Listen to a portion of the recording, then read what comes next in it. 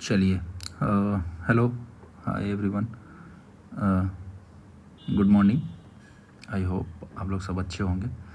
So last class में हमने पढ़ा था कि कॉलोनीज़ के बारे में, कि कौन कौन सी यूरोपियन कंट्रीज़ ने कैसे कैसे अपना इंडिया में जगह बनाया, कैसे कैसे कॉलोनीज़ बनाई, कहाँ कहाँ स्टेब्लिश करा अपने फैक्ट्रीज़ को, फोर्ट्स को। ये सारी चीज़ें हमने पढ़ी थी। और एंग्लो फ्रेंच वॉर वगैरह भी पढ़ लिया था, इसमें कार्नेटिक वॉर्स जिसको बोलते हैं, वो भी हमने पढ़ा था। अब हम पढ़ेंगे next enter the British, right. तो लेट्स स्टार्ट। सो इसमें सबसे पहला जो टॉपिक है वो है from traders to rulers. Like कि ईस्ट इंडिया कंपनी जो थी, इंग्लैंड के बारे में हम सारा चीज़ पढ़ेंगे, मेनली ब्रिटिशर्स के बारे में यहाँ से। तो ब्रिटिशर्स शुरुआत ट्रेडर्स के थ्रू करा, एज ए ट्रेडर्स उन लोगों ने शुरू करा कि, और फिर वो रूलर्स बने। तो ये कैसे हुआ, ये एक पूरा प्रोसेस कैसे कंप्लीट करा उन लोगों ने, उसके बारे में थोड़ा बहुत हम पढ़ेंगे इसमें, और डिटेल जानने की कोशिश करेंगे कि कैसे क्या हुआ था, ठीक है। हिस्ट्री का ये रिमार्केबल एग्जाम्पल था कि कैसे एक trading company could transfer into imperial power, कैसे एक ट्रेडिंग कंपनी इंपीरियल पावर में ट्रांसफॉर्म हो सकती है। इस चीज़ का एक हिस्टोरिकल एग्जाम्पल था ये, ठीक है। सो ईस्ट इंडिया कंपनी जो है वो इस्टेब्लिश हुई थी by granting the royal charter by queen Elizabeth one. Queen Elizabeth one जो थी, उन्होंने रॉयल चार्टर ग्रांट किया था और एक ट्रेडिंग कंपनी बनाई थी जिसका नाम था इंग्लिश ईस्ट इंडिया कंपनी, ठीक है। ये बनी थी, जिसको एक स्पेशल पावर दिया था कि आप अपना प्राइवेट आर्मी बना लो। उसके agent initially kept in pretence of being मेरे ट्रेडर्स। उनके जो एजेंट्स थे वो सिर्फ as a like traders pretend हुए, बट अलाउड देम इन 17वीं शताब्दी में establish footholds along winders coast with minimal resistance, Surat, Madras, Bombay and Kolkata among the first, ठीक है। तो कहने का मतलब है कि जो उनके एजेंट्स थे वो सबसे पहले ट्रेडर्स के रूप में अपने आप को पेश करा, प्रिटेंड करा कि भाई हम लोग ट्रेडर्स हैं। बट जैसे ही 17वीं शताब्दी की शुरुआत में ही मतलब एक तरीके से वो लोग एंटर करे थे, और धीरे धीरे उन्होंने पूरे इंडियन कोस्ट पे धीरे धीरे, क्योंकि लेस रेजिस्टेंस हुआ करता था वहाँ पे, ज़्यादा रोकथाम नहीं थी, ज़्यादा लोग अगेंस्ट नहीं करते थे, तो सारे ही कोस्टल एरियाज़ पे इन्होंने धीरे धीरे अपना कब्जा बनाना शुरू कर दिया, इस्टेब्लिश करना शुरू कर दिया। सूरत हो गई, मद्रास, बॉम्बे, कलकत्ता, इन सब जगहों पे, ठीक है। सबसे पहले इन सब जगहों पे इन्होंने शुरू करा। और लोकल रूलर्स जो थे वो कुछ ज़्यादा माइंड नहीं करते थे ट्रेडिंग पोस्ट के लिए, क्योंकि फॉरेन ट्रेडर्स को वो वेलकम करते थे, क्योंकि इंडिया का ये आप कह सकते हो हमारे सिविलाइजेशन में ही शुरू से था, हमारे कल्चर में ही शुरू से था कि फॉरेनर्स को भी जिसको अपन नहीं पढ़ते हैं या जानते हैं कि लाइक अतिथि देवो भव काइंड ऑफ थिंग, तो वो चीज़ें हम टाइप से चीज़ थी, तो इसलिए ज़्यादा कोई अगेंस्ट नहीं करता था, क्योंकि माइंडसेट नहीं था इंडियंस का वैसा कुछ अगेंस्ट करने का। अब ये जो स्लो बिगनिंग था उनका, धीरे धीरे कंपनी के लॉन्ग टर्म एम्बिशंस जो था उसको फुलफिल करने में काम आया था, ठीक है। चलिए, अब जो नेक्स्ट मेन पार्ट है इनका, मेन पार्ट नहीं कर सकते, one of the major strategy जिसके बेसिस पे इंडिया पे इन्होंने लगभग 200 सालों तक राज किया, वो था डिवाइड एंड रूल, तोड़ो और राज करो की राजनीति जो होती थी, नीति, उसको हम पढ़ने जा रहे हैं कि वो क्या स्ट्रेटजी थी, ठीक है। ट्रेडर्स के रूप में तो वो आए, अपना ट्रेडर्स तो थे ही, साथ में धीरे धीरे कंपनी के जो एजेंट्स थे वो धीरे धीरे पॉलिटिकल रिलेशंस बनाने लगे जो लोकल रूलर्स थे उनके साथ, उनको मिलिट्री सपोर्ट कर देते थे थोड़ा बहुत, जब उनका किसी के साथ लड़ाई होता था, युद्ध होता था। ऐसे करते करते वो इंडियन पॉलिटिक्स के कन्फ्लिक्ट्स में, इंटरनल कन्फ्लिक्ट्स में धीरे धीरे घुसना शुरू कर दिया इन लोगों ने, ठीक है। और पावर ब्रोकर्स बनने लगे, डायरेक्ट इन्वेडर्स नहीं बने, फॉरेन इन्वेडर्स, लेकिन पावर ब्रोकर्स बनने लगे कि थोड़ा सा सपोर्ट करके उनको जिता दिया किसी के अगेंस्ट में। सो ऐसे ऐसे करके पॉलिटिकल पावर इनका धीरे धीरे इन्फ्लुएंस बढ़ता चला गया, ठीक है। They would also play in rivalries between the regional rulers or succession disputes within ruling houses so as to benefit from these conflicts, the divide and rule policy। अब जैसे मान लो एक राजा है, उनके 2 बच्चे हैं, उनके बीच में अगर बाद में कल को लड़ाई होती है, डिस्प्यूट होता है सक्सेशन के लिए कि मैं राजा बनूंगा तो मैं राजा बनूंगा, तो उसमें किसी एक को सपोर्ट कर देते थे दूसरे के अगेंस्ट में। तो ये एक तरीका था कि इनको डिवाइड करो और इन पे रूल करो, इस पॉलिसी को इन्होंने यूज़ करना ऐसे शुरू किया, ठीक है। The British were equally skilled at exploiting existing divisions between Indian society. ठीक है, कैसे भाई? एग्जिस्टिंग जो सोसाइटी में हमारे जो डिवीज़न था उसको बहुत बढ़िया तरीके से यूज़ करने इनको बहुत अच्छी तरह से आता था अंग्रेज़ों को। तो वो टेंशन्स को रिलीजियस कम्युनिटीज़ के बीच में या फिर कुछ ऐसी चीज़ों को हमेशा आग दे देते थे, ऐसा कुछ भड़का देते थे कि आपस में लड़ाई बनी रहे। ठीक है, 1757 का जो युद्ध था, जिसका द बैटल ऑफ प्लासी हम बोलते हैं, प्लासी में जो युद्ध हुआ था 1757 में, एक बहुत ही बेहतरीन एग्जाम्पल था इस चीज़ का कि इनकरेज करके टेंशन्स बनाए रखना दो लोगों के बीच में इंटरनली।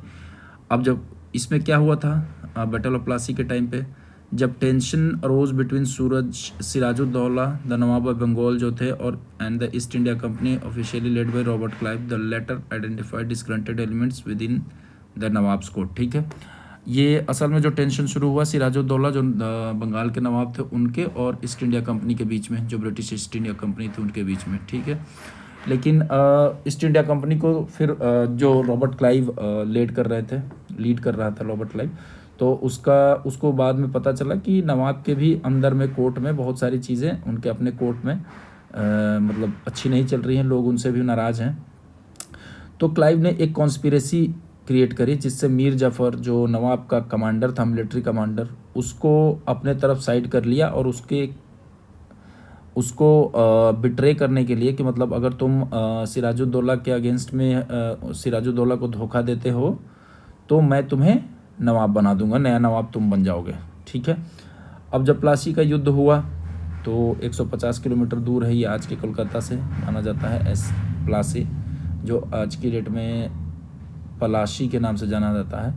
तो नवाब को कुछ फ्रेंच जो थे वो तो फोर्सेस ने फ्रेंच की जो आर्मी थी उन्होंने तो सपोर्ट करा था, लेकिन मीर जाफ़र जिसके पास मेजर फोर्स था, मिलिट्री कमांडिंग था, पूरे मिलिट्री का कमांडर था सिराजुद्दौला का जो नवाब थे बंगाल के उनका, तो इसने पूरा एक साइड हो गया और इसने अपने फोर्सेस को और मेजॉरिटी ऑफ द आर्मी को एक साइड करके मतलब युद्ध से मना कर दिया।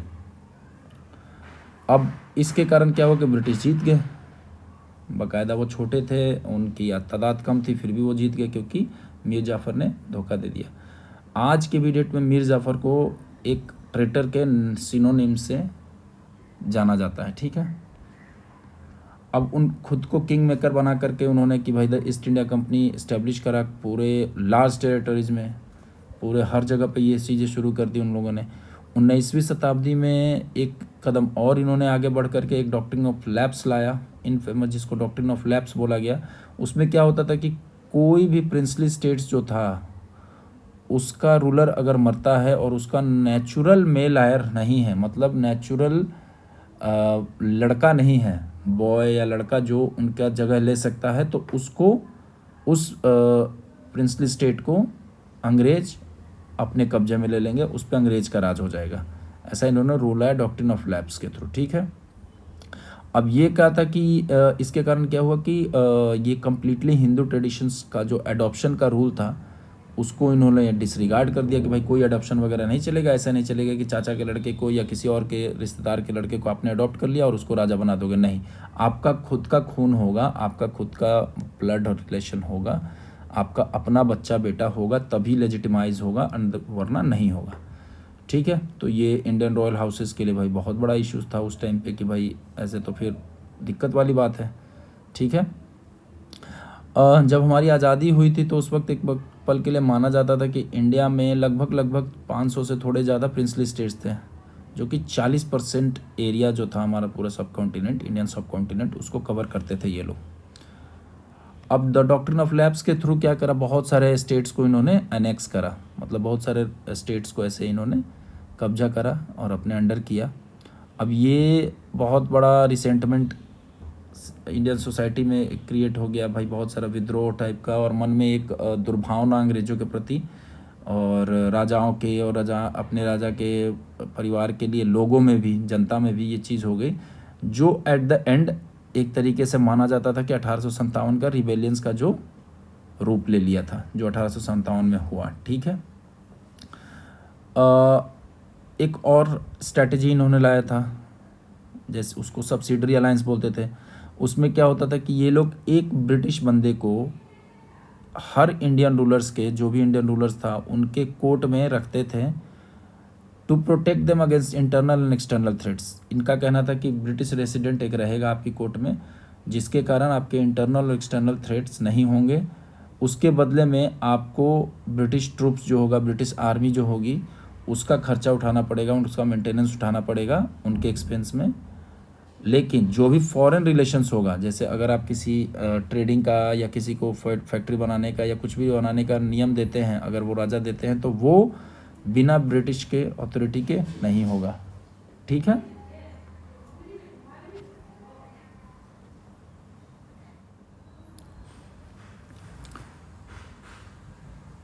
ठीक है, तो सब्सिडरी अलायंस के थ्रू ये क्या करते थे कि मतलब प्रिंसली स्टेट्स का जो सोवरेनिटी था कि भाई हमारा अपना है, वो सारी सोवरेनिटी इन लोगों ने छीननी शुरू कर दी एक तरीके से, और रियल पावर जो है वो ब्रिटिश के हाथ में चली गई, और इंडियन रूलर्स पे एक बर्डन दे दिया कि भाई तुम पूरा संभाल लो, अपना एडमिनिस्ट्रेशन वगैरह तुम्हारी जिम्मेदारी है, बाकी मेरे आदेश के बिना, हमारे रजामंदी के बिना कुछ नहीं होगा। ठीक है। सो सबसे पहले जो थे, जो सब्सिडरी अलायंस को एक्सेप्ट करा था, सब्सिडरी अलायंस जिसने करी थी, वो द रूलर ऑफ हैदराबाद था, जिसका 1798 में हुआ था। उसके बाद बहुत सारे लोगों ने करा। सो अब उसमें इस सब्सिडरी अलायंस के बेसिस पे क्या हुआ कि ब्रिटिश को एक अलाउ हो गया कि कंट्रोल करो पूरे vast territory without administrative cost. कोई एडमिनिस्ट्रेटिव कॉस्ट सारा ये इंडियन रूलर्स देखते थे, और ये लोग पूरे दुनिया, पूरे देश के बहुत सारे एरियाज़ पे इसी तरीके से इन्होंने डायरेक्ट रूल अपना करना शुरू कर दिया। अब इसको एक नाम दिया गया जिसको बोला गया an empire on the cheap. ठीक है, तो मतलब एक एम्पायर खड़ा हो गया विदाउट एनी कॉस्ट एक तरीके से। ठीक है। अब जब इस सिस्टम में स्टेट आता था, तो एक existing it was virtually impossible as any attempt to break free would face overwhelming British military responses। ठीक है। अब इसमें एक बार जब आपने साइन कर लिया अलायंस, एक बार सब जगह आपने कर लिया, तो उसके बाद एक ऐसा हो जाता था कि आप उससे बाहर नहीं निकल सकते हैं, क्योंकि ब्रिटिश मिलिट्री आपको फिर रिस्पॉन्स करेगी, वो झेलना पड़ सकता है आपको। ठीक है। अब हम नेक्स्ट जो पढ़ेंगे फ्रॉम पैराडाइज टू हेल। इसमें क्या क्या टॉपिक्स हैं, लाइक डेवास्टेटिंग फेमिन्स, एक तो मेजर यही है, the drain of Indian wealth है। ठीक है, चलिए हम लोग पढ़ते हैं। ठीक है। बैटल ऑफ प्लासी के बाद जब वो लोग जीत गए, उसके बाद उन लोगों का ईस्ट इंडिया कंपनी ने right to collect revenue Bengal, Bihar और उड़ीसा का इन्होंने अचीव कर लिया।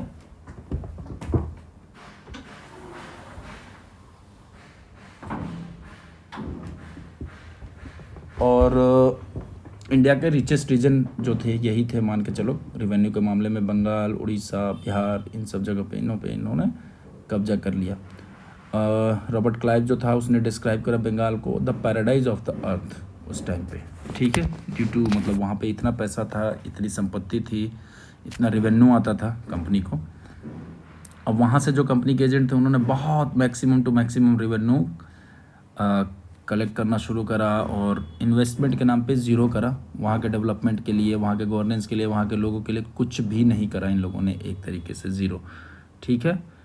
फिर 1770-72 में जो 2 साल का जो था उसमें क्रॉप फेल हो जाता है, मतलब एग्रीकल्चर फेल हो जाती है बारिश वारिश के कारण या कोई भी हार्स। और उसके बावजूद जो रिवेन्यू कलेक्शन का जो टारगेट था ईस्ट इंडिया कंपनी पे बंगाल में, वो इन्होंने हार्श ही रखा, मतलब उसमें कोई नेगोशिएशन नहीं करा, मतलब जैसा रेवेन्यू चाहिए था वैसा ही लिया, कोई कटौती नहीं करी, जबकि फसल बर्बाद हो गई थी। ठीक है।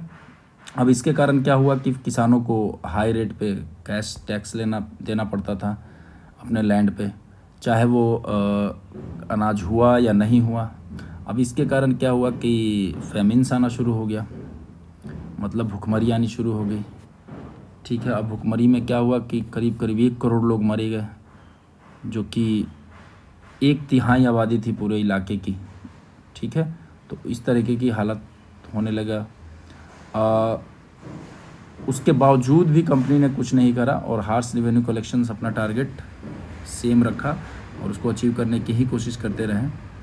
यहाँ तक कि लैंड टैक्स बढ़ा भी दिया इन्होंने फेमिन के टाइम पे। इतने ज़्यादा क्रूएल थे ये लोग। उस मतलब लोग मर रहे हैं बट ये लोग फिर भी टैक्स घटाने की जगह और बढ़ा भी दिया। ठीक है, अब इस चीज़ को बाद में इंडियन पर्सनालिटीज़ कुछ लोग थे जो इंडियंस जो लिखते थे या जो भी थे इंटेलेक्चुअल्स लोग या ब्रिटिश ऑफिशियल्स पब्लिक इंटेलेक्चुअल्स जो थे जैसे विलियम डिगबाई, ये लोगों ने विरोध भी करा कि मतलब ये गलत था।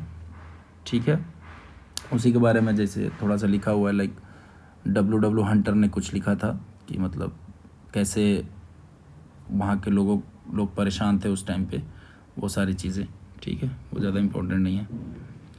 अब देखिए, अब लगातार हर कुछ दिन पे ब्रिटिश रूल जो था इंडिया में, उसके कारण फेमिन्स आने लगे। अब एक ग्रेट फेमिन माना जाता है 1876 से 78 के बीच में हुआ था, जिसमें लगभग 8 मिलियन इंडियंस यानी 80 लाख लोग मरे थे सिर्फ और सिर्फ। उसमें ज़्यादातर लोग जो थे वो डेक्कन प्लेटू में ही मरे थे। ठीक है, तो ऐसी हालत थी। अब आप एक फिगर देख सकते हैं 4.8 में कि भाई 1877 की बात है जब पूरे ये 76 से 78 के बीच में फेमिन्स आया था, उस टाइम की ही बात है। ये 77 का फिगर बनाया हुआ है, फिगर है कि मतलब इतने अनाज के बोरे रखे हुए हैं एक्सपोर्ट के लिए मद्रास के बीच पे कि ये विदेश जाएंगे, मतलब अंग्रेज़ों के देश में जाएंगे, और दूसरी जगह लोग लाखों की संख्या में मर रहे हैं। तो इस तरीके का इनका था। वैसे ही फिगर 4.9 में भी आप देख सकते हैं 1877 का भी ये भी है कि आज के डेट में जो बेंगलुरु है वहीं का ये फ़ोटो है कि कैसे लोग फेमिन रिलीफ के लिए वेट कर रहे हैं, मर रहे हैं, वहाँ दम तोड़ रहे हैं। तो इतना मतलब भयानक था उस टाइम पे ये सब चीज़ें कि मतलब यू कैन नॉट इमेजिन, आप बिलीव नहीं कर सकते, आप इमेजिन ही नहीं कर सकते, इतना ज़्यादा हालत ख़राब थी लोगों की। बट इनको कोई फ़र्क नहीं पड़ रहा था।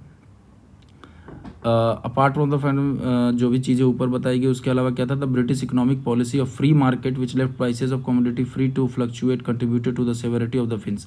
अब देखिए फेमिन्स जो था, जो भुखमरी थी, उसमें एक और बड़ा रोल क्या हो गया कि ब्रिटिश का एक इकोनॉमिक पॉलिसी था फ्री मार्केट का, जिसके कारण क्या था कि जो प्राइसेस थी कमोडिटीज़ की, बेसिक कमोडिटीज़ जो अनाज वगैरह था, उनकी प्राइसेस जो फ्लक्चुएट होने लगती थी, बढ़ जाती थी, घट जाती थी। अब ये और भी बहुत बड़ा कारण बन गया भुखमरी होने का इंडिया में। ठीक है, अब उस बीच में लॉर्ड लेटन जो था वाइसरेज ऑफ इंडिया था 76 से 78 के बीच वाला फेमिन के टाइम में, उसने एक ऑर्डर पास कर दिया कि there is to be no interference of any kind of on the part of the government with the object of reducing the price of food. मतलब अनाज का पैसा हम 1 रुपये भी हम कुछ भी कम नहीं कर सकते, हमारा कोई इंटरफेरेंस नहीं रहेगा गवर्नमेंट की तरफ से उसको कम करने के लिए। ठीक है, यहाँ तक कि उसी समय 1876 में ग्रेट फेमिन की जब पीक था, जब ग्रेट फेमिन सबसे ज़्यादा पीक पे था, बहुत लोग मर रहे थे लगातार, तो उसने एक दरबार दिल्ली में लगाया था जिसमें एक पूरे हफ्ते का फीस्ट, मतलब एक फेस्टिवल टाइप का जो फीस्ट बनता है खाने पीने के लिए, जो फीस्ट होता है उसमें मनाया गया था। और 68,000 ऑफिशियल्स को, सत्राप्स को, महाराजास को बुलाया गया था उसमें। 68,000 मतलब 68,000 लोग उसमें इन्वाइटेड थे और सब खुल के खा रहे थे, बर्बाद कर रहे थे, बट कोई रिलीफ नहीं दिया गया भुखमरी वाले लोगों को। ठीक है, ऐसी हालत थी। बहुत सारे हुए, लगभग 20 से ज़्यादा ब्रिटिश रूल के टाइम में 20 से ज़्यादा भुखमरी हुई, मतलब लोग मरे, फेमिन्स आते रहे, इनको कोई फ़र्क नहीं पड़ता था। बहुत सारे फेमिन का कमीशन भी इन लोगों ने बनाया एक तरीके से वो दिखाने के लिए, बट ठीक है, बनाया था तो हमें थोड़ा पढ़ना पड़ेगा कि it has been estimated that the total number, उस उन्हीं रिपोर्ट्स के सिर्फ बेसिस पे अगर आप देखें, वैसे तो बहुत लोग रियलिटी में मरते हैं, बट उनके सिर्फ रिपोर्ट्स के बेसिस पे आप देखोगे तो लगभग millions of kettles and other animals also died. Total number of human victims is anywhere between 50 से 100 मिलियन। आप समझ सकते हो 1 मिलियन में 10 लाख होता है, 1 मिलियन में 10 लाख होता है, यानी 10 मिलियन का मतलब 1 करोड़ होता है, तो 100 मिलियन का होता है 10 करोड़ लोग लगभग मरे थे ऑफिशियली, जो कि लगभग वर्ल्ड वार 2 में जितने लोग पूरी दुनिया में मरे थे उतने के करीब है। आप सोच लो, आप कल्पना करो कि कितने खतरनाक सिचुएशन करी थी इन लोगों ने उस टाइम पे। बहुत सारा ओपन फेमिन रिलीफ कैंप्स भी इन्होंने बहुत सारे शहरों में खोला था। जानबूझ करके बहुत कम खोला गया था। बहुत सारे ऑफिशियल्स ऐसा बोल रहे थे कि भाई फेमिन रिलीफ जो था वो बहुत कम था, जानबूझ कर रखा गया था। जैसे कि एक doctrine that in time of famine the poor are entitled to demand relief would probably lead to the doctrine that they are entitled to such relief at all times. मतलब बहुत ही गंदा कंडीशंस था। अब ये सब चीज़ें मतलब उस टाइम पे फेमिन कमीशन का ये नोट है, उन्होंने लिखा the doctrine that in time led to the doctrine that they are entitled to such relief at all times. ठीक है। ड्रॉट, फ्लड, मिलिट्री कैंपेन्स, ये सब थ्रू आउट हिस्ट्री में होता ही रहा इंडिया में उनके टाइम में। रूरल इंडिया में खास करके बहुत डीप पॉवर्टी जो कभी रिकवर नहीं हो पाया, जिसका भुगतान हम ऑलमोस्ट एक तरीके से आज के भी 2026 में भी हम उस चीज़ का भुगतान कर रहे हैं। ऐसी स्थिति थी। ऐसा इन लोगों ने भुखमरी कर दिया, ऐसी गरीबी अपने देश में ये लोग करके चले गए। ठीक है।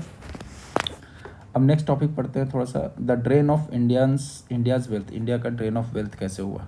ठीक है।